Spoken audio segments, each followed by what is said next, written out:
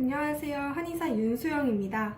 6번째 시간은 오늘 엄마가 죽었다. 아니 어쩌면 어제 라는 정말 유명한 첫 문장을 가진 소설이죠. 알베르 까뮈의 이방인에 대해서 소개해 드리려고 합니다. 소설은 크게 두 가지 부분으로 나뉩니다. 어머니의 죽음을 맞닥뜨리고도 슬퍼하지 않는 나, 주인공 메르소의 모습을 보여주는 첫 번째 부분과 태양 때문에 우발적으로 살인을 저질렀지만 이에 대해 전혀 항변하지 않아 결국은 사형을 선고받게 되는 두 번째 부분으로 나뉘게 되는데요. 소설을 읽고 나서도 대체 작가가 이야기하려는 바가 무엇인지, 왜 이 소설이 유명한지에 대해서 이해하기가 조금 어려운 측면들이 있죠. 이 소설을 설명하는 글들에서는 대개 실존주의 그리고 부조리라는 단어가 빠짐없이 등장하곤 합니다. 이 두 가지 개념에 대해서도 이제 차차 설명을 드릴 거고요. 저는 우선 이 소설이 쉽게 말해 인간과 이 세계와의 관계성에 대해서 이야기하고 있다. 즉, 개인이 어떤 신념과 가치를 가지고 세계를 바라볼 것인가에 대해서 이야기하고 있다라고 정리해드리고 싶습니다.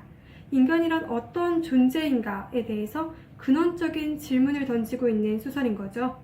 소설 속 사건을 하나하나 살펴보면 우선 주인공인 나, 메르소에서 출발해야 할 텐데 이름부터가 심상치 않습니다. 메르소는 살인이라는 뜻의 메르트, 그리고 태양이라는 뜻의 솔레이를 합쳐서 만든 이름으로 그가 겪게 되는 사건을 함축하고 있는 이름이죠. 메르소에게 있어 세상은 마치 자궁 속의 공간처럼 특별한 사건들이 일어나지 않는 의미 있다라는 것 자체가 소거된 상태였습니다. 그는 그냥 흘러가는 시간을 향해하는 사람일 뿐이었고 그저 살아가고 있을 뿐이었기 때문에 모든 것은 무의미하고 또 특별할 것이 없었습니다.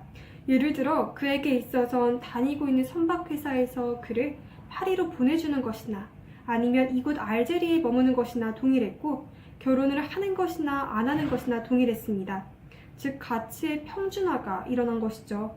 하지만 그의 이런 평온한 세상은 여러 가지 사건들이 외부에서 개입해서 들어오기 때문에 계속 평온하게 유지될 수만은 없었습니다.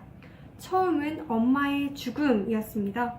그는 그녀의 죽음에 대해 굉장히 무덤덤하게 대처하는데요. 주인공인 메르소가 어딘가 모르게 비호감으로 느껴지는 것은 아마 그가 익숙한 도덕과 관습 그리고 규범의 틀에 들어맞지 않는 사람이기 때문일 것입니다. 뿐만 아니라 어린아이처럼 자신의 본능 중심으로 산다는 생각이 들어 얄밉게 느껴지기도 하고 걱정되기도 합니다. 또 매사에 무기력하고 또 심드렁한 태도를 보여 보는 이로 하여금 허무하고 또 우울하게 만들기도 합니다. 하지만 그가 무덤덤하게 대처했던 그 엄마의 죽음이라는 그 사건이 바로 죽음을 인정하고 즉 세계와 나와의 관계성을 인식하게 하기 시작하면서 점차 어른으로 성장해 나가게 되죠. 어른이 되어나간다라는 건 죽음을 등지고 삶 자체를 보기 시작했다라는 것을 뜻합니다. 그의 가치관이 사회적 통념, 또 시선에 맞던 맞지 않던 간에 죽음을 그 자체로 인정하고 자신의 실존, 그리고 자기가 가진 가치관과 신념을 그 자체로 긍정하는 것을 말하는 것이죠. 두 번째는 메르소가 저지른 살인입니다. 메르소는 엄마의 죽음이란 이 상황에서도 무덤덤했던 그 모습에서도 알 수 있듯이 감정보다는 감각에 민감한 사람인데요. 살인을 저지른 이유에 대해서도 태양 때문이었다라고 말을 하죠. 식칼과 태양이 만나면서 반사된 빛이 메르소의 눈을 순간 보이지 않게 만들었고 이 감각이 그의 손을 밀어내면서 총을 쏘게 되었다고 말하죠. 사실 엄밀히 말해서 메르소의 살인 동기는 태양이나 그늘이 아니라 살인의 대상이었던 이 아랍인이 그의 이동할 수 있는 자유를 막았기 때문에 벌어진 사건이었습니다. 삶이란 끊임없이 이동하는 과정입니다. 메르소에게 있어 이 아랍인은 도덕이라는 이름으로 관리되고 있는 세상이 자신만의 공간으로 이동하려고 하는 그 자유를 막는 부조리한 대상, 즉 방해물이었던 것이죠. 이 두 번째 부분의 화두는 바로 부조리입니다. 작가인 까뮈는 인간, 즉 고유한 나 자신을 합리적 이성을 가지고 세계를 인식하려는 존재라고 보고 있습니다. 반면에 우리라는 집단은 세계이자 사회이며 또 거대한 하나의 체제입니다. 이 세계는 인간 존재의 의사, 즉 나 자신과 상관없이 존재하며 끊임없이 나 자신을 규정하는 힘으로 작용하려고 하는 것이죠.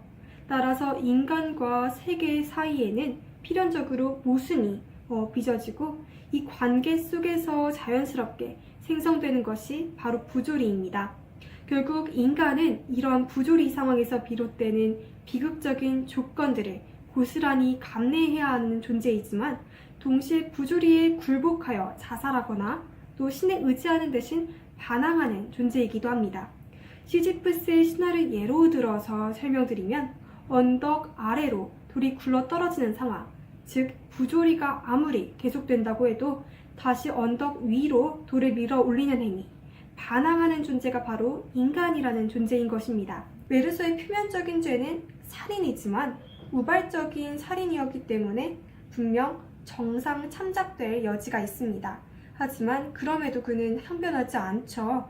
그의 의견이 빠진 채 그의 운명이 결정지어져 버리는 이 불합리하고 부조리한 법이라는 제도는 이미 재판정에 그가 들어서기도 전에 그를 위험한 인물로 규정을 짓고 사형 선고를 내릴 것임을 예고하고 있었습니다.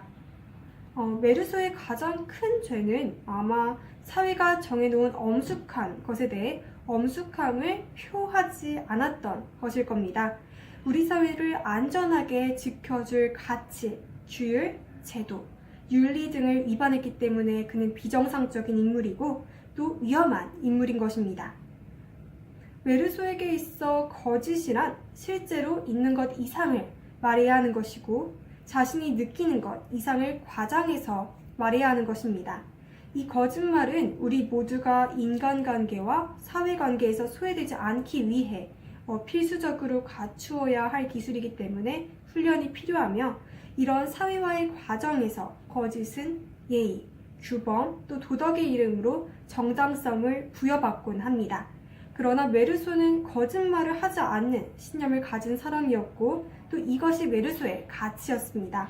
세계에 맞서 진정한 나를 주장했기 때문에 그는 철저하게 사회에서 이방인으로 살아갈 수밖에 없었던 것이죠. 이 소설 이방인에서 나타나는 실존주의는 실존은 반드시 본질에 앞선다라는 샤르트르의 개념, 즉 인간의 본질, 목적은 고정되지도 결정되지도 않은 상태로 우리 자신이 어떻게 살고 있고 또 어떤 목적으로 살아가고 있느냐에 의해 결정된다를 정석적으로 따르고 있지는 않습니다. 자신의 죽음 앞에서 내 현존이 아니고서는 아무런 의미가 없다라는 것, 즉 실존이 우선함을 느끼게 되기는 합니다. 까미는 스스로 의지로 어쩔 수 없는 존재 자체의 부조리함에 맞서는 인간의 자세, 즉 자발적 이방인의 자세에 대해 탐구했던 사람이었습니다. 고유한 나 자신과 집단은 결코 같지 않습니다. 오늘도 이 세상에 맞서 진정한 나 자신을 주장하고 있는 모든 이방인들을 응원합니다. 지금까지 한의사 윤소영이었습니다. 들어주셔서 감사합니다.